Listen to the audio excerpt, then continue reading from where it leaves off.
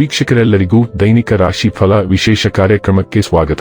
ಇವತ್ತಿನ ಈ ವಿಡಿಯೋದಲ್ಲಿ ನಾವು ವರ್ಷ 2026 ರ ಜುಲೈ ತಿಂಗಳಿನ 1ನೇ ತಾರೀಕಿನ ದಿನ ಸಿಂಹ ರಾಶಿಯ ಫಲಗಳನ್ನು ತಿಳಿದುಕೊಳ್ಳಲಿದ್ದು, ಈ ದಿನ ಸಿಂಹ ರಾಶಿಯ ಜಾತಕದವರ ಪಾಲಿಗೆ ಹೇಗೆ ಸಾಬೀತಾಗಲಿವೆ, ಈ ದಿನ ಗ್ರಹ ನಕ್ಷತ್ರಗಳ ಸ್ಥಿತಿಗತಿಗಳೇನು ಮತ್ತು ಇಲ್ಲಿ ಉಂಟಾಗಲಿರುವ ಯೋಗಗಳ್ಯಾವುವು, ಈ ಯೋಗಗಳ ಪ್ರಭಾವ ನಿಮ್ಮ ಮೇಲೆ ಹೇಗೆ ಕಾಣಿಸಿಕೊಳ್ಳಲಿದೆ, ಜೊತೆಗೆ ಈ ದಿನಗಳಂದು ನೀವು ಹೊಂದಿರಬೇಕಾದ ಎಚ್ಚರಿಕೆ ಏನು ಅನ್ನೋದೆಲ್ಲವನ್ನ ವಿಸ್ತಾರ ರೂಪದಲ್ಲಿ ಇಲ್ಲಿ ತಿಳಿದುಕೊಳ್ಳೋಣ.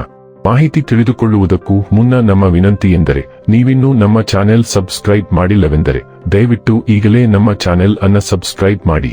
ಹಾಗೆ ನಿರಂತರ ವಿಡಿಯೋ ಅಪ್ಡೇಟ್ಸ್ಗಳಿಗಾಗಿ ಪಕ್ಕದ ಬೆಲ್ ಐಕಾನ್ ಕ್ಲಿಕ್ ಮಾಡಿ.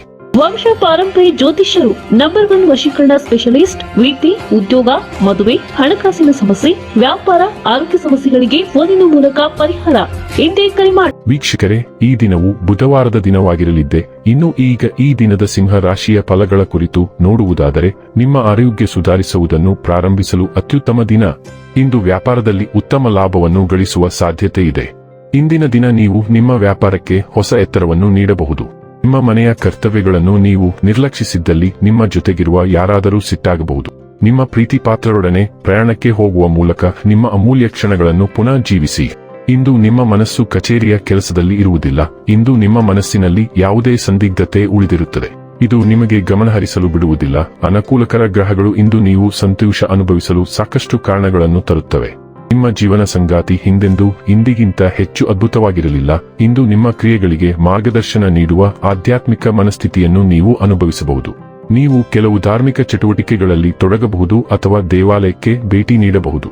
ಕೆಲವು ಸ್ಫೂರ್ತಿದಾಯಕ ಕೃತಿಗಳನ್ನು ಅಥವಾ ಒಬ್ಬ ಮಹಾನ್ ನಾಯಕನ ಜೀವನ ಚರಿತ್ರೆಯನ್ನು ಓದಿ, ಏಕೆಂದರೆ ಆ ಕೃತಿಗಳಲ್ಲಿ ನಿಮ್ಮ ಜೀವನಕ್ಕೆ ಹೆಚ್ಚು ಪ್ರಸ್ತುತವಾದದ್ದನ್ನು ನೀವು ಕಾಣಬಹುದು. ಗದ್ದಲದ ಚಟುವಟಿಕೆಗಳಲ್ಲಿ ತೊಡಗಿಸಿಕೊಳ್ಳದಿರುವುದು ಉತ್ತಮ. ಬದಲಾಗಿ ದಿನವನ್ನು ಶಾಂತ ಚಿಂತನೆಯಲ್ಲಿ ಕಳೆಯಿರಿ ಮತ್ತು ನೀವು ಶಾಂತಿಯನ್ನು ಕಂಡುಕೊಳ್ಳಲು ಸಾಧ್ಯವಾಗುತ್ತದೆ. ಆರೋಗ್ಯ ಮತ್ತು ಸ್ವಾಸ್ಥ್ಯ ಬಗ್ಗೆ ತಿಳಿದುಕೊಳ್ಳೋಣ.